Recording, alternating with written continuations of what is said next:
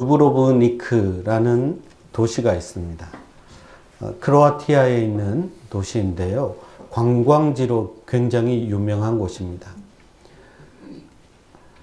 지중해의 해상 도시인데요. 7세기 중반부터 이 도시가 만들어졌는데 아드리아해의 진주라는 별명을 가지고 있습니다. 우리나라에도 소개가 됐는데 꽃보다 누나 이런 프로그램을 통해서 아마 소개가 됐나 봐요. 그 후에 많은 한국 사람들이 찾아서 그곳을 방문하는 인기 관광지입니다. 여기서 가장 인기 있는 코스가 어디냐면 성벽 투어입니다. 성벽 투어. 높이는 25m, 폭은 한 3m 되는데 이 성벽 투어가 2km에 걸쳐서 이루어집니다. 사람들이 제일 좋아하고 성벽에서 바라보는 바다 쪽도 아름답고 그 성벽 안으로 보이는 시가지도 아름답고 그래서 굉장히 이 코스가 좋다고 합니다. 이 성벽 안에는 고대 중세 시대의 건물들이 빼곡히 들어서 있고 골목골목마다 많은 사람들이 함께 살면서 거기서 이루어진 이야기들도 고스란히 남아있는 그런 곳이라고 할 수 있습니다. 이 구시가지 전체가 1979년에 유네스코 세계문화유산으로 등록이 되었다고 합니다. 자, 그런데 이 도시에 또 다른 성벽이 하나 세워진 적이 있습니다. 1991년에 크로아티아가 유고 연방으로부터 독립선언을 하고 나서 세르비아를 비롯한 유고 연방에서 이 성을 공격하기 시작했습니다. 전투기들이 날아와서 공습을 하기 시작해서 약 70% 정도의 지붕이 다 파괴가 되었을 때였습니다. 프랑스 파리의 문화진흥원장입니다. 학술원 회장인데요. 장 도르메종이라는 사람과 유럽의 지성인들이 다 이곳에 모여서서 손에 손을 잡고 인간띠로 성벽을 만들기 시작했습니다. 이렇게 아름다운 문화유산을 그저 파괴할 수 없다는 그런 뜻이었습니다. 유럽에서 많은 지성인들이 모여서 이 일에 동참해서 손에 손을 잡고 인간 성벽을 이룬 결과 공습이 멈추었습니다. 그리고 이 도시는 유네스코 등 국제기관들의 지원 그리고 그 시민들의 노력에 의해서 열심히 다시 재건되었습니다. 마침내 유네스코 문화유산으로서의 가치를 그대로 갖게 된 것이죠. 오늘날의 모습은 그때 이후의 모습이라고 합니다. 그런데 여러분, 이 성벽에 사는 사람들이 지키고자 했던 것은 무엇일까요? 또 같은 나라 사람도 아니면서 굳이 유럽에서 지성인들이 이렇게 몰려와서 지켜내고자 했던 것은 무엇일까요? 눈에 보이는 그 아름다운 건물만 지키려고 했을까요? 아니요. 그 건물마다 그리고 구석구석마다 살고 있는 사람들, 그들의 이야기, 전해 내려오는 그들의 아름다운 삶의 이야기, 문화 이런 것들을 다 지키고 싶었던 것입니다. 고요한 그들만의 것이었기 때문입니다. 이스라엘 성벽 건축에 대해서 우리가 묵상하고 있는데 왜 이스라엘 성벽을 건축해야 했을까요? 그런 이야기들을 다 잃어버린 것입니다. 어떻게 사람들은 남아있는데 그동안 그렇게 아름답게 하나님을 섬겨왔던 이야기들, 하나님의 백성들끼리 모여서 살면서 가졌던 수많은 간증들이 다 없어질 위기에 있기 때문에 다시 이 성벽을 건축하고자 했던 것입니다. 여러분, 우리도 지키고 싶은 것이 있지 않습니까? 내 삶에 지켜야 할 가치들이 있지 않습니까? 그것은 내 건강일 수도 있고요.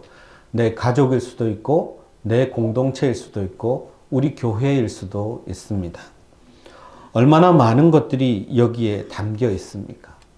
성벽이라는 울타리 안에 얼마나 귀중한 가치가 남아있느냐는 것입니다. 지난 시간까지 많은 일들이 있었는데 느헤미야는 외부의 침입도 다 물리쳤고요. 그리고 내부에서 일어나는 분열도 다시 다 화합시켰습니다. 그리고 이 성전이 거의 완공이 되었습니다. 이제 문짝만 딱 달면 끝나는 시점에 이르렀다는 것입니다. 그런데 여러분, 모든 것이 다 이루어졌다고 생각할 때쯤, 이제는 됐구나 할 때쯤, 그때가 정말 위험한 시기입니다. 사탄의 마지막 공격이, 발악이 계속되는 시기이기 때문에 그렇습니다. 대적들의 공격이 더 대담해지고 노골적이 되었다는 것을 볼 수 있습니다. 말씀드린 것처럼 이제 공사는 다 끝났어요. 성전 문짝만 달면 되는 그런 시기입니다. 오늘 본문 1절 말씀을 보면 느헤미야가 다 하고 빈틈을 남기지 않았다라고 그렇게 이야기하고 있습니다. 여러분, 우리가 무슨 일을 하든지 틈을 남기지 않는 것이 중요합니다. 빈틈을 내어주면 그 빈틈을 통해서 사탄 마귀가 공격하기 때문에 그렇습니다. 신앙생활을 하다가 내 신앙생활에도 틈이 생길 때가 있습니다.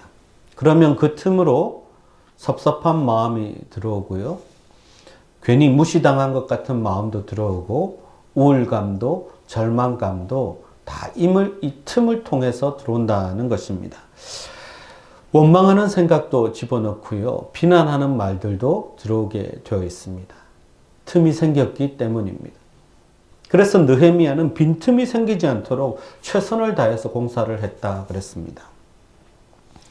은혜가 충만하고 성령이 충만해서 영적인 전신갑주를 입는 사람들은 사탄이 함부로 공격할 수가 없습니다. 빈틈이 보이지 않기 때문입니다. 그러나 내가 빈틈이 생기면 그 틈으로 사탄이 들어오라고 허용하는 것과 마찬가지입니다. 그러면 언제 우리에게 빈틈이 생길까요? 예배 잘 드리다가 그냥 예배를 빠지기 시작할 때, 기도 잘 하다가 기도를 멈출 때, 하나님께 늘 감사하는 삶을 살다가 감사가 줄어들 때, 그때가 제일 사탄이 틈타기 쉬운 때라는 것입니다. 또 한 가지 있죠. 교만할 때, 이만하면 됐다. 이제 나는 하나님의 도움도 필요 없다. 그렇게 생각할 때쯤 모든 것이 잘 되어가고 있을 때, 그때 사탄 마귀가 틈타기 시작한다는 것입니다.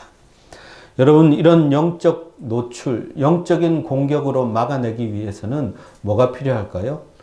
문짝을 잘 달아야 합니다.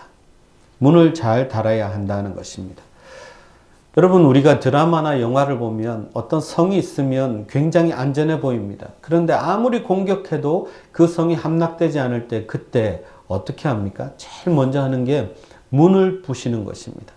문을 부수고 문이 열리면 그쪽으로 들어갈 수 있습니다. 그런데 이 문도, 성문은 보통 쉽게 열 수 있는 문이 아니거든요. 그러니까 스파이를 이용하거나 적과 내통하는 사람을 두어서 그 사람을 통해서 문이 열리면 그것을 기점으로 공세가 완전히 바뀌어 버리는 것을 볼 수 있습니다. 그래서 문이 참 중요합니다. 오늘 이야기는 문이 달리기 직전인데요. 느헤미야의 적들 산발랏, 도비야, 게셈 이런 사람들이 성벽이 거의 완성이 되었다는 소식을 듣고는 굉장히 분노하기 시작합니다. 그리고 이걸 어떻게 하면 저지할까 하면서 마지막 발악, 방해 공작을 꿈꾸게 되는 것이죠. 여러분, 사탄이 참 끈질깁니다. 인간의 삶을 파괴하기 위한 사탄의 노력도 굉장히 마치 사명감을 가진 우리들처럼 끝까지 최선을 다하는 것을 볼 수 있습니다. 사람을 파멸시키고 교회를 넘어뜨리려고 하는데 사탄이 그냥 쉽게 아무렇게나 하지 않는다는 것입니다.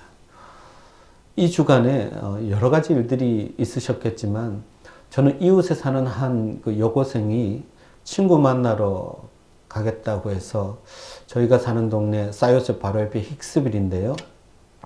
거기서 전철을 타고 갔는데 실종되었다가 며칠 만에 브루클린에서 발견된 것을 저희가 들었습니다. 너무 안타깝더라고요. 이제 고등학교 졸업을 딱 앞두고 있는데 그런 일을 당했어요. 또 2주간에 보면 마다가스카르인가요? 거기에 선교사님들이 계신데 8순이 넘으신 선교사님과 7순 넘은 선교사님인가요? 두 분이 거기서 선교 사역을 하시다가 강도들의 습격을 받아서 순교하셨습니다. 여러분, 이런 일들이 일어나는 걸 보면 사탄도 참 집요합니다. 사탄도 정말 자기 딴에는 최선을 다해서 하나님의 사람, 하나님의 교회 무너뜨리고 하는데 최선을 다한다는 것입니다. 그래서 마지막까지 우리가 깨어서 분별하고 지키는 것이 참 중요합니다. 이 느헤미야의 대적들은 어떤 생각을 했냐면요. 아무리 해도 이 성벽 건축이 그냥 완공될 것 같으니까 이제 마지막 방법으로 느헤미야를 꿰어내어 가지고 암살하려는 작전을 세웁니다. 하나님의 일을 저지하는 가장 좋은 방법은 그 지도자를 넘어뜨리는 것이라고 그들이 생각했기 때문에 느헤미야에게 이렇게 전가를 보냅니다. 오노 평촌에서 만나자. 그래서 거기서 우리가 성에 대해서 얘기하고 뭐 평화회담을 하는 것처럼 그렇게 이야기합니다. 그런데 이 오노 평지라는 곳은요, 예루살렘으로부터 35km에서 40km까지 떨어져 있는 곳이에요. 그러니까 느헤미야는 완전히 밖으로 노출되게 됩니다. 산발락과 게셈이 사는 지역으로는 가깝죠. 여기에서 겉으로는 평화회담을 하자고 이야기하지만 지금까지 한 것을 보면 이것은 그냥 불러내어서 죽이겠다, 암살하겠다는 이야기와 같습니다. 그래서 느헤미야가 쉽게 넘어가지 않습니다. 적의 음모를 간파했기 때문에 나는 가지 않겠다. 너 그렇게 선언하지요. 어디서 만나자고 했다고요, 여러분? 오노 평지입니다. 오노 이름도 좀 거시기 하잖아요. 근데 예레미야는 노라고 분명히 이야기했습니다. 하나님의 사람들은 영적으로 분별할 때 예스와 노를 분명하게 이야기할 수 있어야 합니다. 하나님 편에서 볼 때 이건 분명히 아니다 라고 생각하면 노라고 이야기할 수 있어야 합니다. 느헤미야가 3절을 보면 여러 가지 명분을 내세우죠. 지금 내가 공사하기 정말 바쁜데 자리를 비울 수 없다. 그렇게 이야기하지만 사실은 내가 이 자리를 떠나면 너희들이 불러내어서 암살할 것을 내가 알고 있다라는 것을 내포하고 있는 말입니다. 성벽 재건이 잘 되기를 원한다면 너희들이 와야지 왜 내가 가느냐는 이야기지요. 느헤미야는 하나님의 일이 항상 우선순위였습니다. 하나님의 사명이 먼저였습니다. 거의 완성한 거지만 아직 완성되지 않았기 때문에 나는 이곳을 떠날 수 없다는 것입니다. 느헤미야는 깨어있는 지도자였습니다. 영성이 깨어 있어야 합니다. 그러면 여러분, 우리는 어떻게 이런 영성을 가질 수 있을까요? 이것은 특수훈련 받는다고 되는 것이 아닙니다. 학원에 가서 집중적으로 배운다고 되는 것도 아닙니다. 이것은 평소에 하나님의 말씀 그리고 기도, 이 두 가지에 전력을 다한 결과입니다. 영성은 하나님이 어떻게 행하시는지를 알고 또 사탄이 어떻게 움직이는지를 깨닫게 하는 능력입니다. 다른 방법이 없습니다. 늘 하나님의 말씀을 가까이 하고 묵상하고 하나님의 음성을 듣는 사람, 늘 하나님께 기도해서 하나님이 일하고 계시는 것을 알고 하나님이 지금 어떻게 역사하시는지를 깨닫는 사람, 그런 사람들만이 이런 영성을 가질 수 있습니다. 그래서 여러분, 우리가 날마다 묵상하는 말씀, 날마다 드리는 기도가 정말 중요한 것입니다. 이런 사람들은 사탄이 유혹해도 한꺼번에 무너지거나 속거나 넘어가지 않는다는 것이지요. 시편 1편 말씀처럼 우리는 항상 우리의 위치를 점검해야 합니다. 내가 지금 어디에 서 있는가? 복 있는 사람은 악인의 꾀를 쫓지 않고 죄인의 길에 서지 않습니다. 오만한 자의 자리에, 교만한 자의 자리에도 앉지 않습니다. 내가 지금 어디에 서 있는지, 하나님의 말씀이 가장 잘 들려오는 자리에 있는지, 아니면 내가 그곳을 떠나서 하나님의 말씀이 들려오지 않는 위치와 상황 가운데 있는지, 우리가 우리 자신을 늘 점검하는 것이 중요합니다. 사탄도 참 집요한 것을 볼 수 있습니다. 4번이나 느헤미야에게 사람을 보냈어요. 근데 거절하니까 이제 두 번째 방법을 씁니다. 그게 뭐냐면 느헤미야에게 편지를 보내는데 보통 고대 문서들은 그 편지를 밀봉하게 되어 있습니다. 그래서 받는 사람이 뜯어볼 수 있도록 그런데 이번에는 밀봉하지 않은 채 보냈어요. 두루마리에다가 적은 다음에 그냥 대충 가방에 넣어서 밀봉하지 않고 보냈다는 것은 상대방을 존중하지 않는다는 그런 뜻을 담고 있습니다. 그리고 또 하나는 비밀이 얼마든지 누설될 수 있다는 것을 알 수 있습니다. 누구든지 열어서 볼 수 있는 편지라는 것입니다. 그러면 과연 그 내용은 어떤 것이었을까요? 이방 사람들에게 다 소문이 났다. 그리고 가스무도 말하는데 유다 사람들이 페르시아에 반역을 일으켜서 지금 성벽을 건축하고 있다. 그리고 유다의 왕도 있다 그러더라. 그게 바로 느헤미야다. 뭐 이런 이야기들을 넣어가지고 편지를 보낸 거예요. 주변 사람들에게 소문이 나게 한 것입니다. 여러분 이게 뭐죠? 가짜 뉴스지요. 사탄이 쓰는 방법 중에 이런 방법이 있습니다. 이런 가짜 뉴스를 퍼뜨려가지고 받는 사람으로 하여금 두려워하게 만들고 당황하게 만드는 것입니다. 이런 방법을 썼습니다. 유다 백성들에게는 완전히 반역 음모를 씌웠고요. 느헤미야는 반역의 주동자가 되어버리는 거죠. 그러면서 와서 함께 의논하자. 이 문제를 내가 잘 해결해 줄게. 사실은 이 거짓 소문도 자기들이 만들어 놓고 자기들이 해결해 주겠다면서 느헤미야를 꿰고 있는 것입니다. 악성 루머 만든 사람이 어떻게 이걸 해결하겠다는 얘기입니까? 여러분 이걸 보면 오늘날에도 똑같은 방법을 쓰고 있다는 것을 볼 수 있습니다.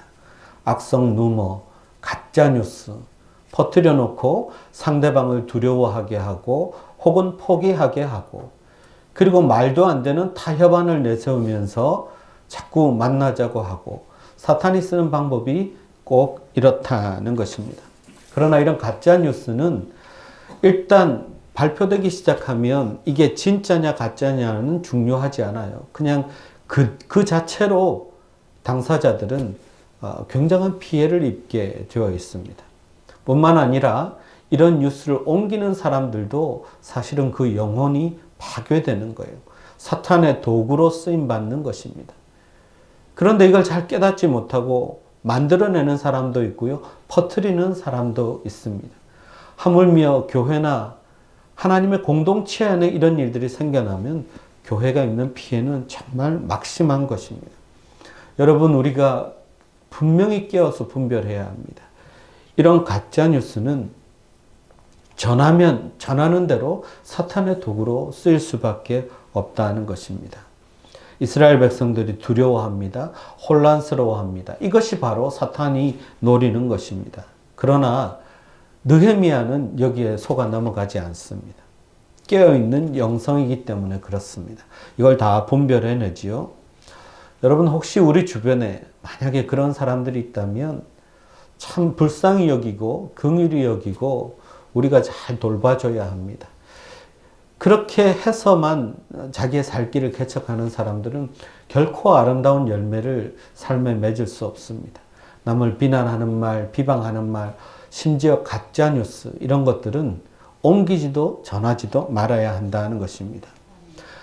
그리고 이런 이야기를 들었다고 해서 결코 두려워할 이유가 없습니다. 우리가 믿는 하나님은 이 모든 것보다 크신 하나님이시기 때문에 그렇습니다.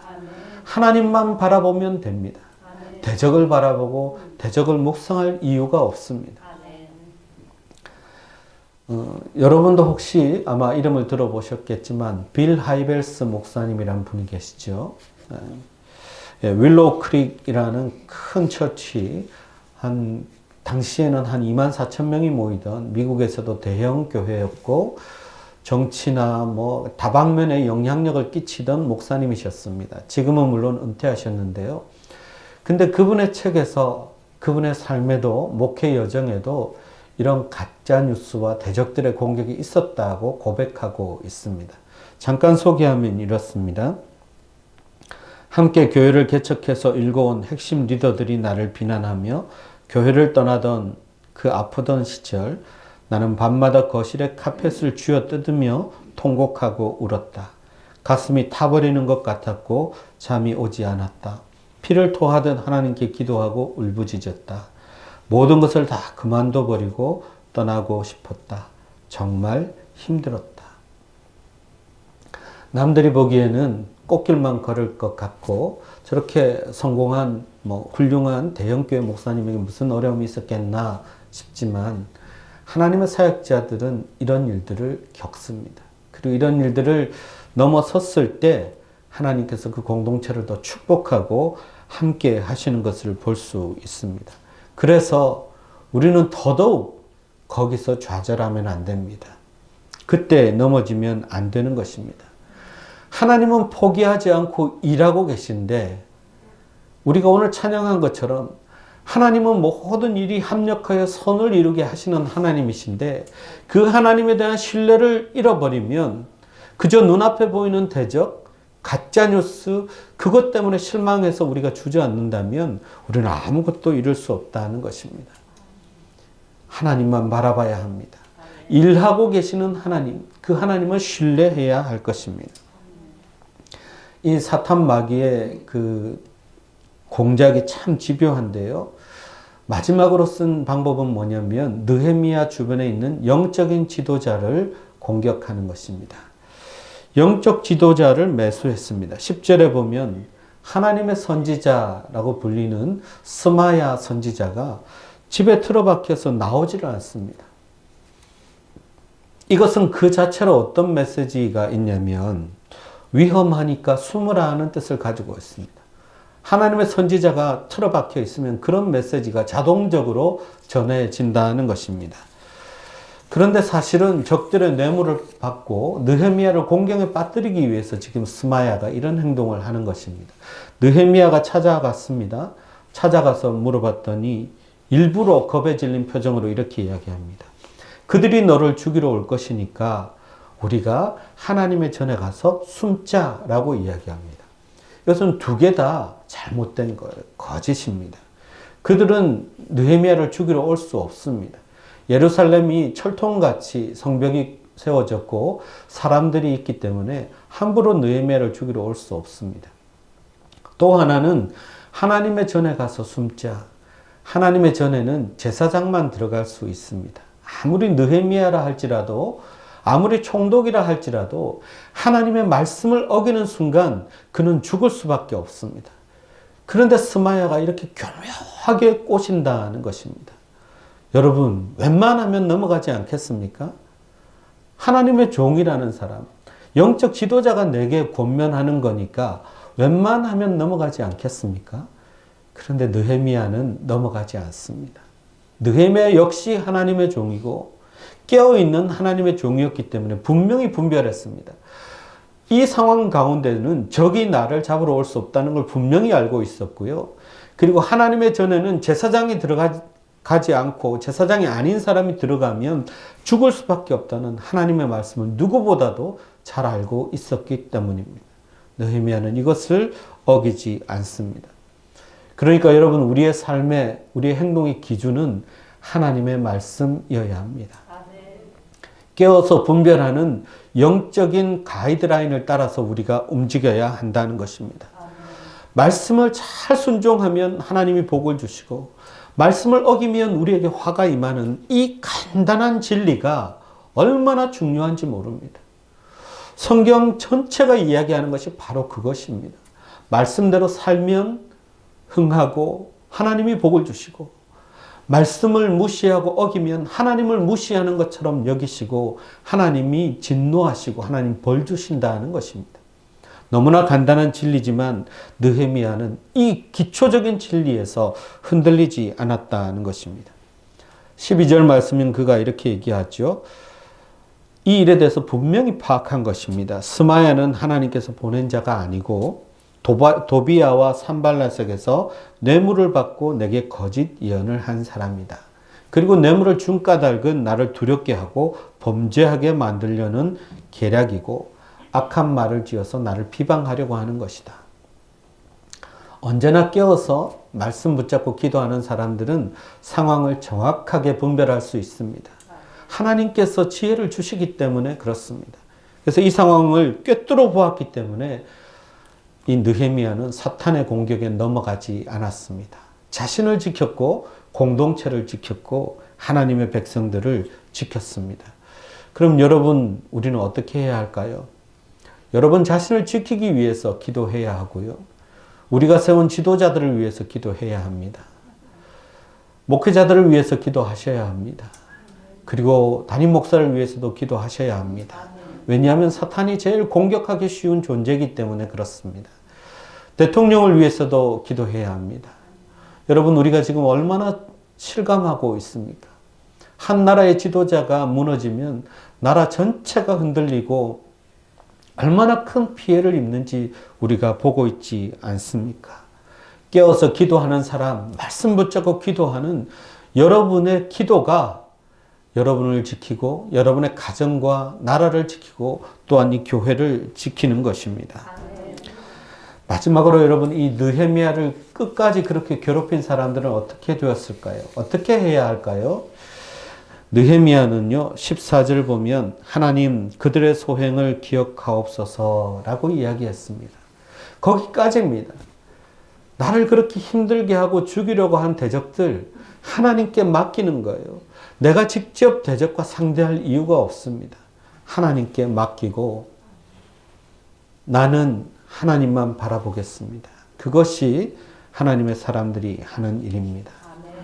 여러분, 오늘 본문을 통해서 이야기하는 것은 그것입니다. 완성되기 전까지는 완성이 아닙니다. 문짝을 다 달기 전까지는 이스라엘 성벽은 사람들이 오고 가면서 이방 민족들이 침투하고 이렇게 악한 괴계를 계속해서 행합니다. 그래서 문짝을 완전히 달아야 합니다.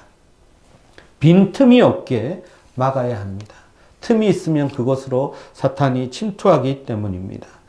여러분, 우리의 믿음과 은혜와 공동체를 지켜내는 방법, 그것은 우리가 가진 가치를 잘 깨달아야 합니다. 여러분, 우리가 무엇을 지키기 위해서 이렇게 느헤미야 말씀을 묵상하고 있습니까? 우리의 삶이든 인생의 이야기든 가치든 문화든 유네스코가 문화재로 지정하지 않아도 우리 모두에게는 정말 우리만의 문화재 같은 그런 이력들 아닙니까? 내가 살아온 믿음의 삶들, 믿음의 간증들 지켜야 하지 않겠습니까? 그리고 이 아름다운 믿음의 전통을 다음 세대에게 또 물려줘야 하지 않겠습니까? 우리가 이걸 지키자고 지금 이 말씀을 묵상하고 있는 것입니다. 서두에 말씀드린 그 성벽에 아무 관계없는 유럽의 지성인들이 왜 달려왔겠습니까? 그들의 울타리가 되어주기 위해서입니다. 우리도 누군가의 울타리가 되어 주어야 합니다. 그들이 가진 가치들을 지킬 수 있도록 그들의 아픔과 짐을 함께 나누어 줘야 합니다. 그때 하나님의 지켜주심과 보호하심이 임하는 것입니다. 여러분, 이 성벽 공사는 이런 느헤미야의 지도력 때문에 단 52일 만에 끝났습니다. 그런데 느헤미야는 어떻게 고백하는 줄 아십니까? 하나님의 역사였다고 이야기합니다. 하나님이 하신다는 것입니다. 하나님이 하신다는 것을 믿고 하나님께 맡겨드리면 하나님이 하나님의 역사로 이루어 가신다는 것입니다. 여러분, 제게는 소원이 있습니다. 신방하면서 여러 어르신들과 우리 성도들을 만나면서 너무나 아름다운 믿음의 이야기들을 들었습니다. 정말 오랫동안 보존하고 싶고 그리고 이 가치를 함께 나누고 싶은 마음이 들었습니다. 잘 지켜서 우리 후손들에게도 물려줬으면 하는 아름다운 신앙의 이야기들이 우리들의 삶과 함께 곳곳에 있는 것을 확인했습니다. 저는 이것을 지키고자 합니다. 이 공동체를 지키고자 합니다. 에스겔에 나오는 마른 뼈가 살아나는 것처럼 생명력이 넘쳐나는 교회가 되고 성전에서 흘러나온 물이 세상을 향해 흘러가듯이 이곳에서 시작된 성령의 역사가 곳곳에 흘러넘치는 그런 축복이 이 전을 통해서 시작되기를 간절히 소망합니다. 저는 이 꿈을 여러분과 함께 하고 싶습니다. 여러분, 기도해 주십시오. 함께 기도합시다. 함께 이 공동체 울타리가 되고 함께 기도해서 이 공동체를 지켜냅시다. 이제 우리가 문짝도 달아야 하고 빈틈이 생기지 않도록 기도의 성벽, 믿음의 성벽을 세워 나가야 할 것입니다. 이 일에 함께 동참해서 우리를 통하여 일하시는 하나님을 우리 모두가 함께 느끼고 배우고 그리고 간증할 수 있기를 주님의 이름으로 축원합니다. 기도하겠습니다. 하나님, 하나님의 역사에 우리가 동참하기를 원합니다. 하나님이 하실 줄 믿습니다.